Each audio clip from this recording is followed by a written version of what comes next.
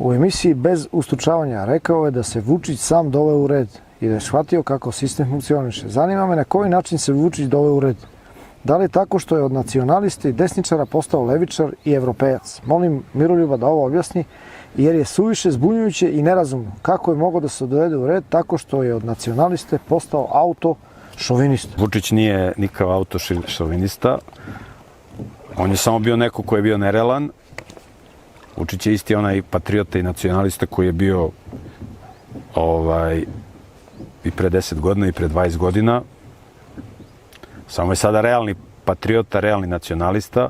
Biti nacionalista nije ništa negativno. Negativno je biti šovinista, mrzeti druge, a voleti svoj narod nije ništa loše. Biti nacionalista je lepo.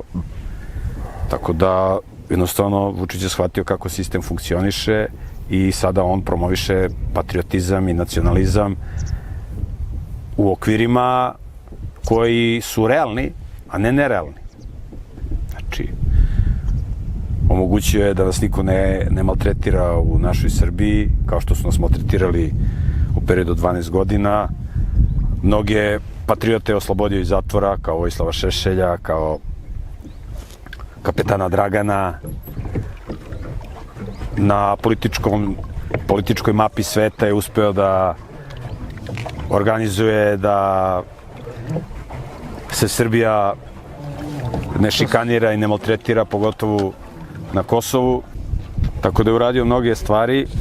Evo sada on je najzaslužniji što je došlo do promene vlasti u Crnoj Gori. On je diplomatijom to odradio. Da on to nije odradio diplomatski, da on nije angažovao agencije koje će da vode predizbornu kampanju, da on nije uputio, pored svih obstrukcija, mitropolita Amfilohija i nekih drugih koji su pljuvali po njemu, situacija bi bila još povoljnija u Crnoj Gori. Znači, to je sve on odradio, ali ne na način na koji on misli da to može se odradi pre 10 ili 20 godina, nego na realan način. Tako da, mnogi to ne vide, a to je problem sa njihovim duhovnim čulom.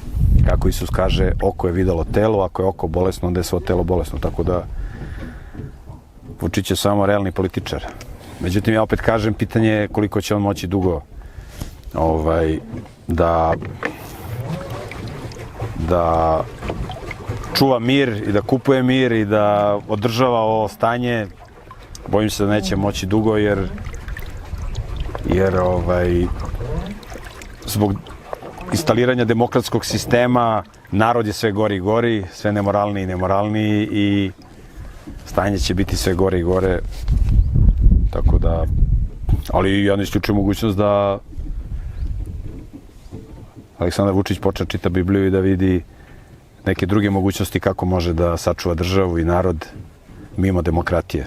Tako da, zato pozivam se one koji gledaju ovaj program da se mole za predsjednika države,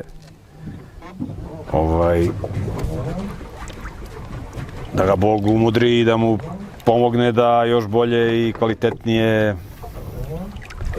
vodi državu.